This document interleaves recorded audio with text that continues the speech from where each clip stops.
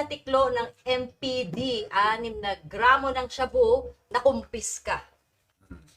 Ito ay naaresto ng Baseco Police Station si Marlon Vargas, 69 years old, matapos ang isang bypass operation ng kapulisya sa Kaba ng Atlanta Street Port area.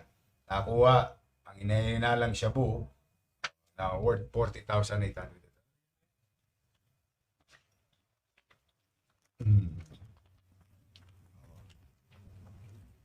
Anisete, thank you ha. Congratulations, keep it up.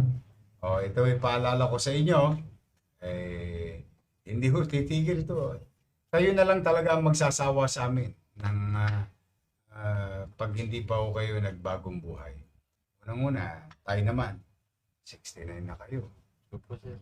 Tumutorotot pa kayo. Yun na po. Alam niyo naman bagay mas matanda kayo sa amin, mas alam niyo ang tama at mali. Sayang naman. But anyway, just to reassure our people in Manila, the Manila Police District, men and women uniform personnel will never ever stop chasing illegal activities, wrongdoings in the city of Manila. Nga pala, gusto ko lang paalala, si Boy Paldo, yung tolongges na takot na siguro sila sa Arten, o tumira sa Kapulong, nahuli natin. O sabi ko, tas nanawagan ako nung same na yun, yung Yormes Hour, Talk to the People. Nanawagan, 12 hours, wala pa. O nga, kinagabihan. O sumuko na si Jumo. Ayun, nakalaya naman siya. Kasi hinusa niya until yung complainant dumating. Unlike yung kay Boy Paldo. Yun, nahuli yun. Kaya, yun ang update to doon sa isa nag-viral. Thank you doon sa ating netizen. Ngayon, abangan ninyo, wala lang lack of material time May bumalik sa Arten, sa wing palad na tolongges. Mangi-snat, hindi niya naagaw. Sa Arten to, nakalawit na nila Colonel De Leon. I-report ko po sa inyo next week. Kinapos lang kasi bago pa mag-viral, gusto ko nang malaan ng tao, may sumusubok pa rin sa Arten. Siguro napakinggan ako na matagal-tagal nang walang nangyayari sa Arten. So sabi niya siguro, pwede na. Ayun, huli yung loko. Bago pa mag-viral yun kasi nakita ko na yung video. Huli na ni Lila De Leon sa uno. Nga pala, Torres, nakakuha nyo na yung allowance nyo. Yes, sir. Paldo. Bukang-buka. Bukang-buka si Mrs. Yung ATM ba nasa iyo o na kay Mrs.? Mrs. sir. Yan. Yan ang mabuting pulis. Sige, mag-ingat kayo. See you later sige, Anisete. Thank you. Keep it up. Ito naman, top 2. Mocha. Opo, top 2 most wanted person sa kasong homicide na sakote ng Baseco Police Station. Ito ay top 2 district level Jason Kadatuan, 38 years old. Nadali ito nung Ados sa Baseco. Sa bisa ang warrant of arrest na inilabas ni Judge Rosalyn D. Mislos Loha ng RTC Branch 41. Yan po. Ulit-ulitin ko, maaaring nakaligtas kayo saglit, pero we will not stop going after you. And I would like to, again, to the leadership of Colonel Anisete, yan, at kanyang mga kasamahang lespo, top 2 most wanted person sa kasong homicide. Ito po siya. Nakikita ba? Ayan po siya. Okay, keep it up. Ha? Yung dalawang pending na matter po siyang Ganun? sinunod na rin po. Hindi po magsalita po, Yorme. Sige. Assalamualaikum. Nakikita po ni Ala Yorme na wala akong ginawang kasalanan. Kaya ako pumunta na Manila para maghanap buhay po sa Good. pamilya.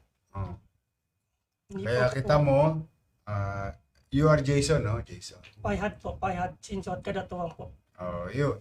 Kaya itong buti ng order ko, gusto ko ito maganda yan. Nagsalita ka na rin lang naman. Kaya Mocha, pinipilit ko sa mga pulis hanggat maaari, yung mga akusado o suspect makuha ng buhay. Hanggat maaari, unless talagang nagpanlaban yung kriminal. Bakit?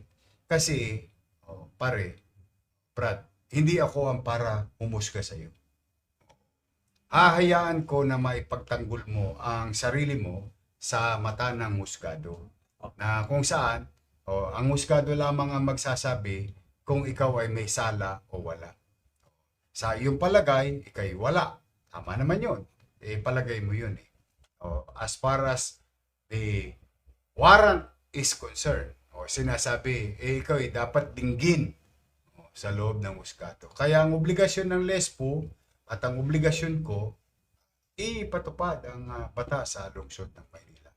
Ang maswerte mo nga lamang, ang polisiya ng Maynila, hanggat ako ang mayor, lahat ng Tolonges, hindi pwedeng tumakbo ng wala lang. Hulihin kung may warrant.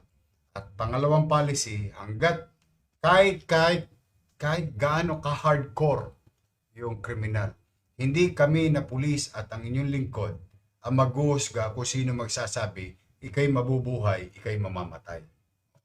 Kailangan batas ang magsabi, husgado. Kaya yun ang pagkakataon mo, pare. Maipagtanggol lang yung sarili sa husgado. Ha? Sige, mag-ingat kayo. Salamat po, sir. Thank you. Thank you, ma'am. Ayan, tanongin niyo po. Pinagbabigyan naman natin siya makapagsalita. Pero hindi pa rin. Ibig sabihin, tayong dalawa ang masusunod mo ka. Tuhusgahan ko siyang may kasalanan.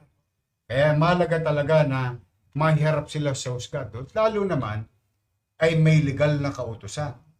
At husgado mismo ang nag-uutos sa atin na ipatupad sa kapulisyan na hanapin si Pedro Penduko, si Juana, si Maria na inaakusahan sa ganitong krimen.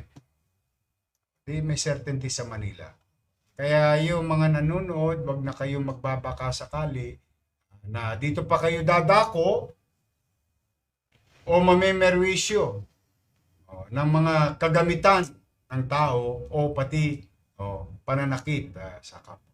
Kasi kung kayo nakatatakas, isaglit lang ho yun. Buti nga si Jumong sumuko. Pero nagsabi doon, nanay. Ang galing. 18 years old. Ito yung maganda eh. Yung pagtama yung mindset ng magulang. Ano sabi ng magulang? Mas mamabutihin ko pang makita kitang nakakulong kaysa nakabulag ka. Tama eh. Kasi hindi ko rin masasabi. Kahit na anong tagubiling ko sa LESPO, alam mo, kumisa naman, may karapatan din ng pulis na ipagtanggol ang kanyang kaligtasan kung nalalagay siya sa bingit ng alanganin ng buhay niya. Pero, ikaw mo ka, testigong buhay for the past 7 months. Ang malaki ang batting average natin na nakakalawit natin dito. Minsan nga, nababaril pa LESPO natin eh. Diba? Yan naman ang ikinatangos ko ng ilong sa ating mga Manila Police District. At ano yung restraint. Except yung isa, no? Nakipagbaril lang. Galing nung LESPO natin. Si Aga. Opo. Oo. Nag-iisang Solo katawan, Solo. madaling araw. 2 suspect, kapapatay lang nung suspect riding in tandem. May pinatay lang. So, yun naman, talagang ganun.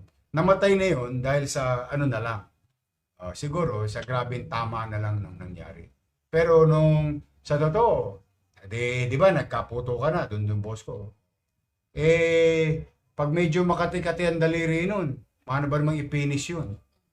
Wala na. Kaya lang hindi niya inilagay ang batas sa kamay niya. Dinala sa ospital, ayun nga lang kinapos ng birthday yung suspect. Yung isa yata mukhang okay, pero hoyo na. So anyway, pangatlo, ito, kung top 2, ano naman to? Ito po, boss. Top 1 most wanted sa kasong rape nakalawit po sa Kawit, Cavite. Nakalawit sa Kawit. Mm. Aligaya rito. Ito po ay station level sa kasong rape. Si Alfie Carmona. Tingnan po ninyo, kasasabi ko lang kanina lang, a few minutes ago, moka. A few minutes ago lang, kasasabi ko. 39 years old sa barangay Toklong, Kawit, Cavite. Sa bisa ng warrant of arrest mula kay Judge Jose Lorenzo R. De La Rosa. Siguro natutuwa yung mga judge sa atin ngayon sa Maynila. Yung mga tumakbo sa sala nila, nakakalawit ng Manila Police District.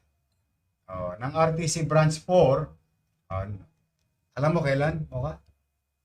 June 28, 2019. Ano ng petsa ngayon? 7 years na. 7 years. Ayun ang sinasabi ko. Hanggat ako ang mayor, basta kayo may ginawa dito, sabi ko, pwede ka makalusot ng 1 oras, 1 araw, 1 linggo, 1 buwan, o ilang taon. Pero pag kami inuutusan na ng husgado, at kayo'y meron din ginawang krimen, hindi talaga titigil. Congratulations, ha. Pare, I'll see you later. Huwag muna kayo alis, ha. Pare. Congrats. Yan po, mga kababayan, si Alpi Carmona. Sige. So,